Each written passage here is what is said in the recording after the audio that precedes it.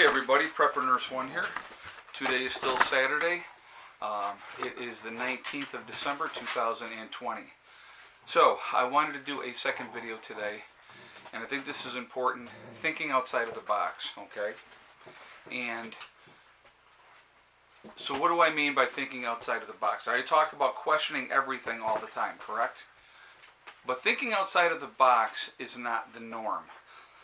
We are trained from a very, very young age. You go to school, you have to listen to your teachers, you have to listen to the authority figures, the principal, the vice principal, your guidance counselor. These are people that are put in positions of power that supposedly have your best interest at heart, right?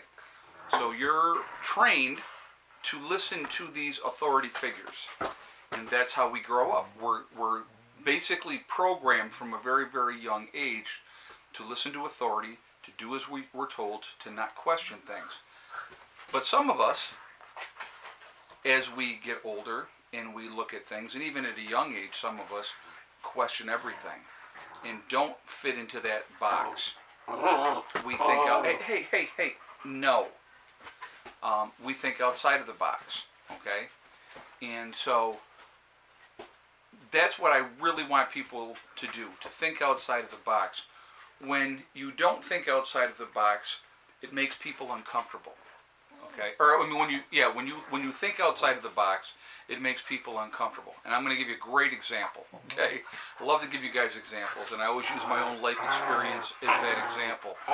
I have my ex-mother-in-law never really liked me, and the reason that she didn't like me is because I am a straight shooter. I shoot from the hip. I say it like it is. Either you like it or you don't like it. And that's it, okay? I don't sugarcoat things. If you're offended or your feelings are hurt, that's on you, okay?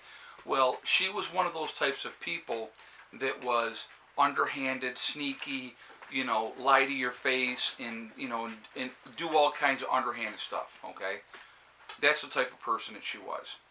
She was trying to, they do a lot of manipulation. Well, I called her on her crap, okay? And I said it straight up and said it just like it was. And she didn't like that. I remember when my ex-wife and I got together and had gotten married, my ex-wife was like, well, my mom says this, and my mom says that, and my mom says this. And I made it very, very clear. I said, well, either you tell your mother or I'll tell your mother, and I'll be a lot less tactful than you will. I said, when your mother pays the bills in this house, then she can have some say-so of what happens in this house. Until then, she needs to mind her own business. And that got relayed, and like I said, she did not like that. And it's probably a better thing that my ex-wife talked to her about that, because like I said, I would have shown a lot less tact. I would have been straight up, and that's just the way it is. But sometimes that's what you have to do with people. You need to be up front, tell them how it is, don't sugarcoat stuff. I respect that. I had I did home care for a long, long time. And I was with one family for 17 years, okay? And they were awesome. And I respected the wife. The wife was the director of nursing for dialysis at one of the local hospitals in Rochester. So she was a very, very smart lady. She was an RN, very, very educated, very, very smart, and just always good advice. And but she had zero tact. I mean, she would just say it like it was, and I like that. Now, there was a couple times that she lit into me for whatever reason, and then she came back later, apologized and said, I'm sorry, I could have dealt with that a little bit differently. And I said to her, I said, Linda, no. I said, that's cool. I respect that. I like that, being straight up and saying it like it is. I've always been that way, and so I respect people that do that. Now, in our society, that is the exception rather than the rule. Most people, it makes them very, very uncomfortable. Anything that doesn't fit comfortably in this box where they can feel safe and they can feel comfortable.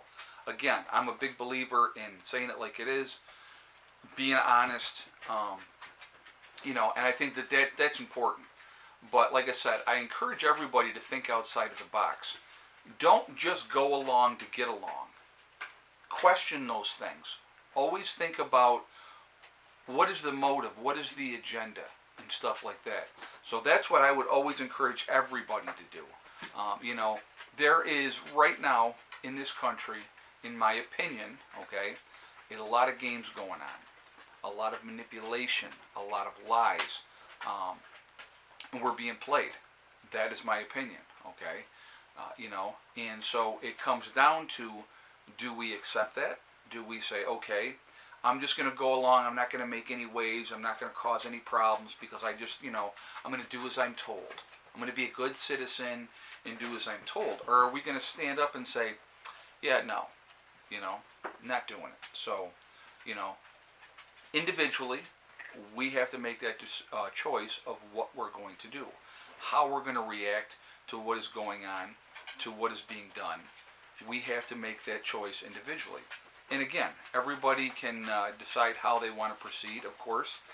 You know, I would encourage people not to do something that's going to get you jammed up, not to get you put in jail, because that does no good.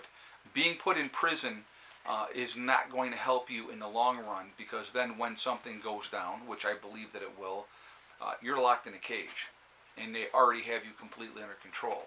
At least if you're out and about, you have some semblance of control and decision-making process of what you want to do. So anyway, got the fire going here behind me. I actually just cleaned the glass, and I got to tell you, this is a neat trick. So the glass was all clouded up on the inside, okay, and there was actually a burn mark where a piece of wood had been sitting against the glass. What you do is you open it up and you take a piece of newspaper and you crumple up that newspaper and you rub it on the inside of that glass, and now you have a nice clear view of the fire once again. And I don't know, it's a neat little trick hack, if you will, and it works fantastic. And you know, like I said, I always enjoy the fire. It's nice. I can just sit here. I'll tell you what, I'll come out here sometimes and I'll just sit in a chair and I'll just watch the fire because it's that enjoyable to me. It's kicking off some serious heat. I'm actually sweating sitting here.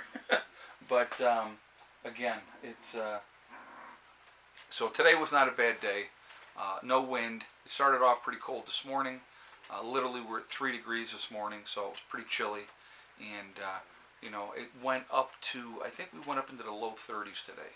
So, you know, it actually feels pretty good out there now. When you're talking 3 degrees and then a 30-degree difference, you know, it definitely feels nice. And even though it's only 33 at that point. But, you know, that's, you know, it's, you get acclimated to whatever area you're in and you get used to it. Like, people will say, oh my God, I can't believe you don't, you know, you go out there with no jacket or whatever, but it's, for me, it's not cold. So, but what are you doing, Luce? Where are you going?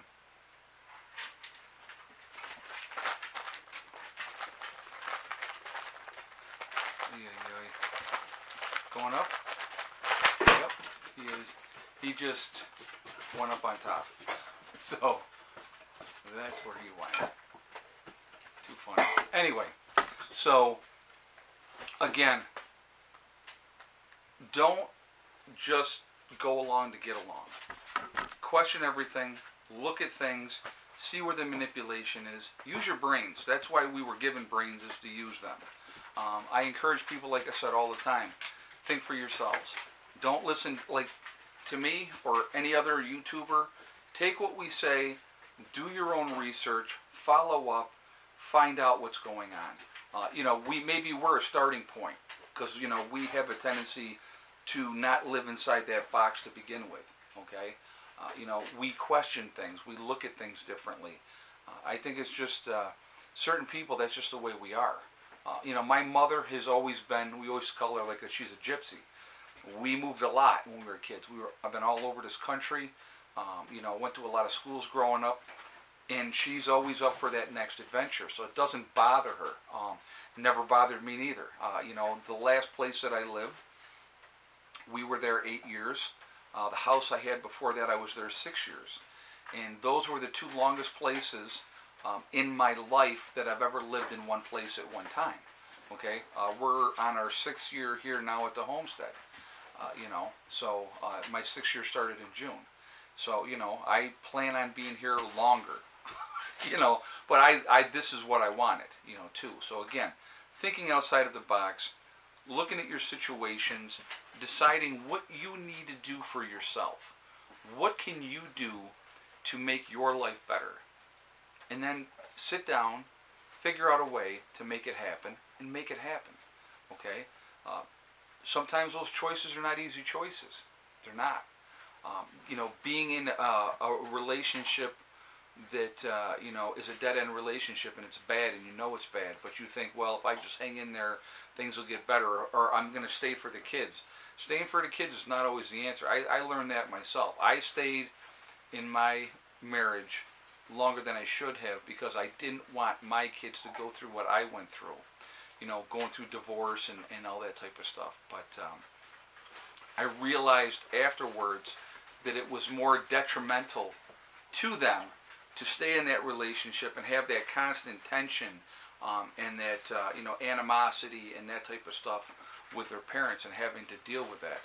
It's better to get out of those situations and like I said, try to be a happy person. And like I said, your kids are affected by every decision you make. Your kids are affected, good or bad. They're going to be affected. So again, make the decisions that are going to be best for your circumstances. And if that's getting out of a bad situation, get out of it. Will it suck? Will it be hard? Sure it will. But you know what? I'm a big believer that everything happens for a reason. Everything happens when it should. And it's part of that journey that we're on. If you stay scared your whole life and don't make any changes or take any chances, nothing is ever going to change for you. Taking those chances, thinking outside of the box, and doing something about it. That's where the adventure is. That's where the fun is. The thrill, if you will. I like a good adventure. I like something different. I like thinking outside of the box. I like looking in saying, okay, I have a game plan. I see what I want to do and where I want to go with it. Okay, so that's kind of a neat thing.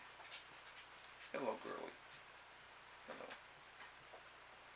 So anyway, I want to hear your guys' thoughts. Is it scary thinking outside of the box? Is it scary to be different than everybody else? I don't think so. I think it's a cool thing. It makes us unique.